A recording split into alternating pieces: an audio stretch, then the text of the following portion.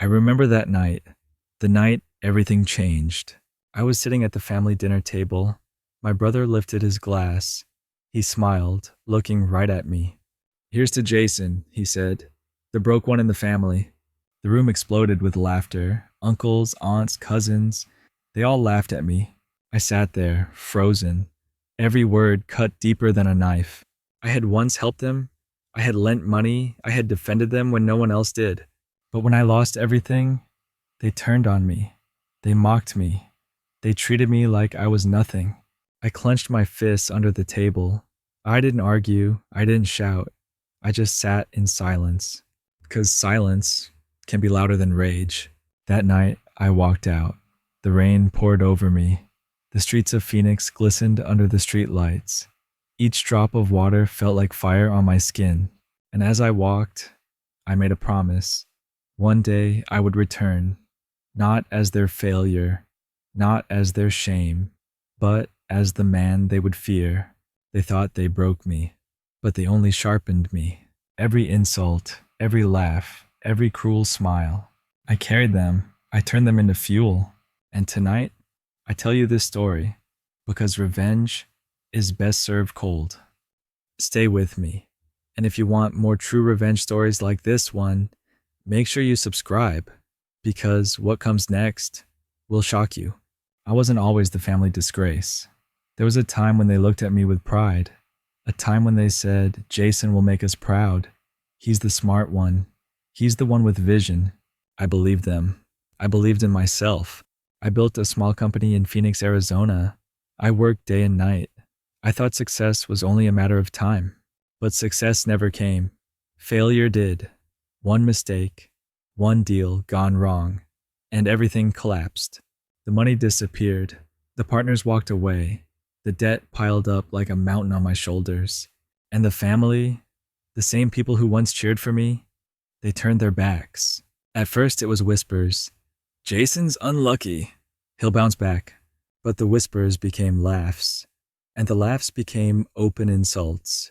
They looked at me not as a man, but as a burden, a shame, a failure with my own last name. It hurt more than losing the business, because losing money was just numbers. But losing family, that cut deeper than any knife. I still remember sitting alone in my empty office, the blinds half closed, the sun setting over Phoenix. I stared at the final notice taped to the door. That was the night I realized something. Family doesn't always mean loyalty. Sometimes family means betrayal. And as I sat there, broke and humiliated, I whispered to myself, "This isn't the end. Not for me. Not yet. Family is supposed to lift you up. Mine pushed me down." My brother, Nathan Cole, the golden son, the one everyone praised. He ran a small company in Phoenix. Not huge, not world-changing, but steady, safe, respectable, and in their eyes, that made him better than me. He wore expensive suits. He shook hands at family dinners. He always spoke with that smug smile, like he was the standard, and I was the warning. Nathan never missed a chance to remind me. "See, Jason? This is how a real man runs a business." Each word was poison, disguised as advice. Then there was Rachel Moore, my cousin. She once cried to me for help, said she couldn't pay rent. I gave her money. I told her, "Don't worry, family comes first." But when I fell, she didn't call. She didn't ask if I was okay. She laughed. She joined the chorus. "Jason's broke. Jason's hopeless." Her words cut deeper because I remembered her tears. I remembered saving her. And now she mocked me like I never mattered. I watched them. Nathan with his smug success, Rachel with her hollow laughter. They thought they had me cornered. They thought I would stay down. But what they didn't know was that every smirk, every whisper, every betrayal was turning into fuel inside me. I wasn't broken. I was sharpening, silently, patiently. And one day, they would pay for every word. It happened at another family dinner. The table was full, candles flickered, plates clattered, laughter filled the room. I sat there in silence, trying to blend in, trying to forget. Then Nathan raised his glass. His watch gleamed under the light. His voice carried across the room. "Here's to Jason," he said, "the broke one in the family." For a moment the world froze, and then the laughter came, loud, cruel, endless. Uncles slammed their hands on the table. Aunts shook their heads, smirking.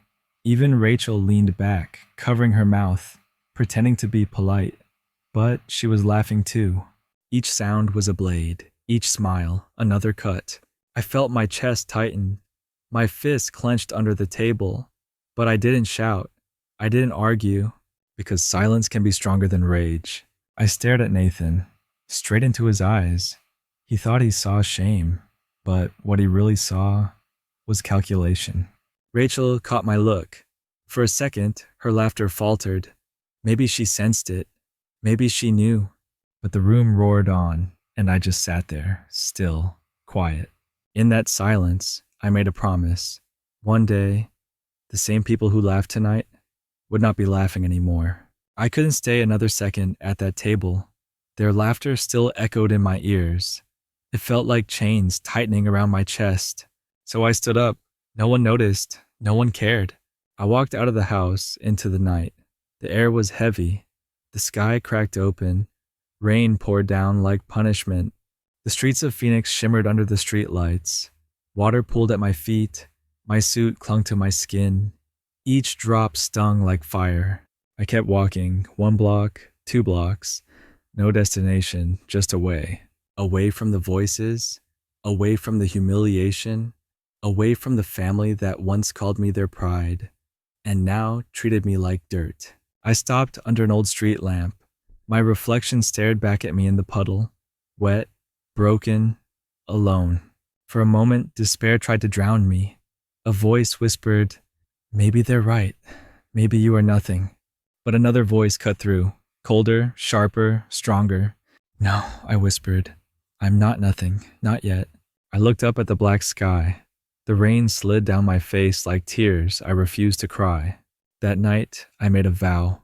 I would rise again. I would build in silence. I would sharpen every wound into a weapon. And when I returned, they wouldn't laugh. They would bow. I left Phoenix with nothing but a suitcase and a broken name. No money, no respect, no family standing beside me. I took a bus east to Houston, Texas. It wasn't glamorous. It wasn't part of the plan I once dreamed of, but it was the only place far enough to start over. The first nights were brutal. I rented a tiny room above a laundromat. The walls smelled of bleach. The floor creaked with every step. I lay awake, staring at the ceiling, asking myself if I'd made the right choice. But quitting? That wasn't an option. Not anymore. By day, I studied finance, markets, numbers that once destroyed me. I learned to bend them to my will. By night, I worked, stocking shelves, cleaning offices, taking shifts that no one wanted. The pay was small. The hours were long, but each dollar I saved felt like a brick, and I was building a foundation. People saw a tired man with calloused hands, but inside I was sharpening, growing harder, stronger. Every insult my family threw at me replayed in my mind. Each laugh became fuel. Each smirk became fire. I wasn't chasing their approval anymore. I was building something they could never take from me. And though no one could see it yet, the man they mocked as broke was slowly becoming the man they would one day fear.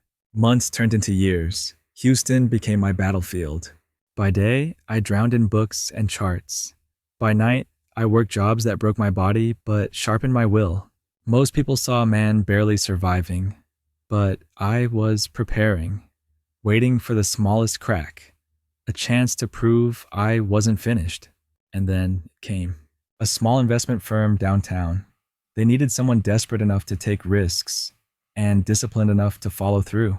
I walked into their office in a secondhand suit. My hands were rough, my shoes worn, but my eyes, they carried fire. They looked at me like I was nothing, a man with no pedigree, no recommendations, just a story of failure. But I knew numbers, I knew mistakes. I knew how fast fortunes could vanish because I had lived it. So I promised them one thing. Give me one chance. one fund, and I will double it. They laughed at first, but desperation listens, and they gave me a test. The market was cruel. It didn't forgive, but this time, I didn't gamble. I calculated. I watched patterns like a predator watches prey. Weeks later, the number spoke. The fund doubled. Every dollar became two. When they called me in, their eyes were different, no longer filled with doubt, but with something else, respect. It was small, just a crack of light in the darkness. But for me, it was proof. Proof that I wasn't finished. Proof that I could rise again. And proof that one day, I would make them all regret laughing at me. Success came quietly. My first win in Houston didn't make headlines. It didn't erase the debt of my past, but it gave me proof. Proof that I could rise again. I should have felt proud, but pride is fragile when your family sees you as a joke. Weeks later, I returned to Phoenix, not as a guest of honor, but for a wedding. A cousin I barely knew. The hall was bright, the music loud. Everyone dressed in their best. I wore the same old suit, the one that had carried me through job interviews and sleepless nights. I thought maybe, just maybe, things would be different, that they would look at me and see effort, see progress, see someone trying. But Nathan was there. Of course, he was. Sharp suit, perfect smile, every word dipped in venom. He leaned in close, his voice low enough for only me. Some people never rise, Jason. Some people are born to stay on the ground. The words burned hotter than the champagne in my glass. I didn't reply. I didn't even blink. I just stared back, cold, silent. He thought I was broken again. He thought his words had buried me. But what he didn't know was that silence can be a weapon. And in that moment, I sharpened it. Every insult was no longer pain. It was fuel. And one day, I promised myself that same smug smile would vanish, and it would be me standing over him. After that wedding, I didn't return to Phoenix again. I stayed in Houston, I worked, I studied, I grew. One win turned into two, two into four. Every small victory built a wall between who I was and who I was becoming. I stopped chasing approval. I stopped waiting for their validation. Instead, I built in silence. The nights were long. The office was empty, but I loved it. The quiet hum of the city outside, the glow of screens lighting my desk. Numbers that once destroyed me now bent to my will. Soon, Houston wasn't enough. I needed more. Bigger clients, bigger risks, bigger rewards. So I moved again. Los Angeles, California. A city built on ambition. A city where no one cared who you were yesterday, only who you were today. In LA, I wore plain suits. I kept my head down. I let others brag while I calculated. I let others chase the spotlight while I took the deals they overlooked. And slowly, my name began to mean something again. Not in Phoenix, not to my family, but in boardrooms filled with people who valued results over reputation. I didn't tell them. I didn't need to, because silence was my shield, and success was my weapon. Every dollar I made, every contract I signed, was a step closer. Closer to the day when the laughter would stop. Closer to the day when the tables would turn. And when that day came, I wouldn't need words, just results. Success has a way of traveling. Whispers spread, numbers speak, and soon, even the people I left behind began to hear my name again. One night, my phone buzzed. An unknown number, but the voice on the other end.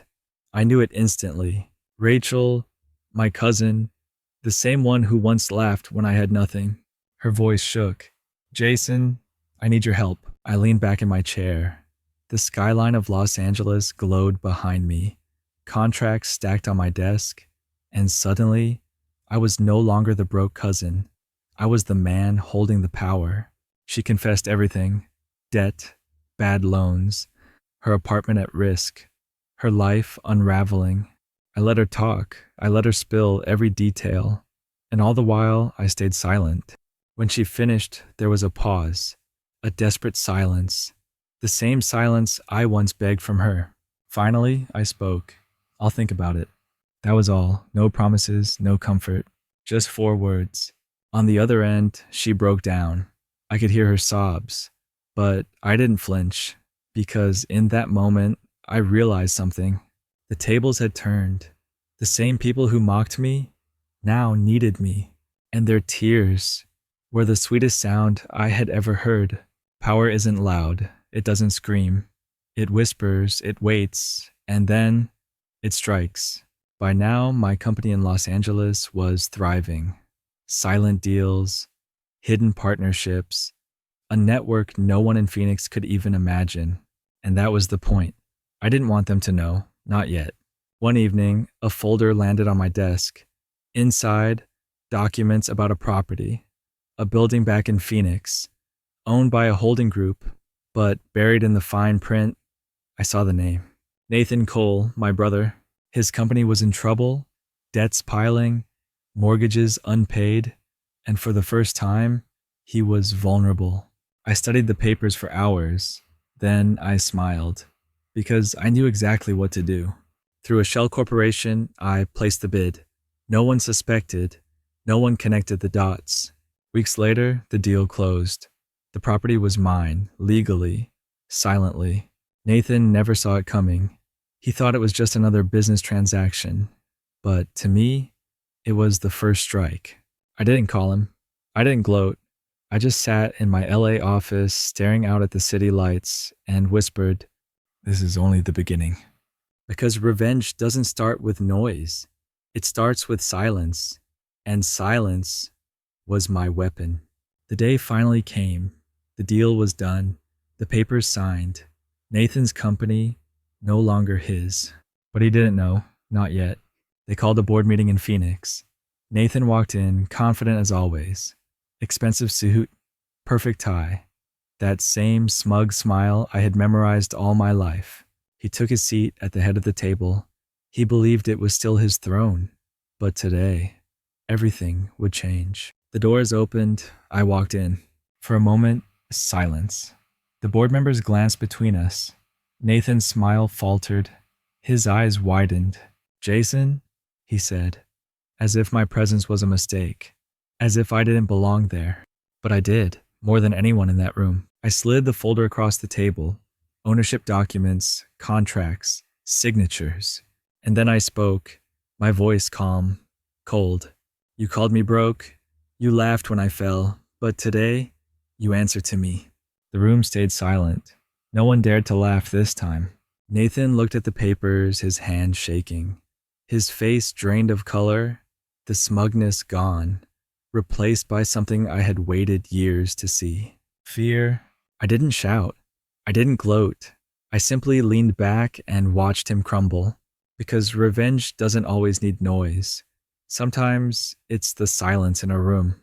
When your enemy finally realizes they've lost. After the boardroom silence, the news spread fast.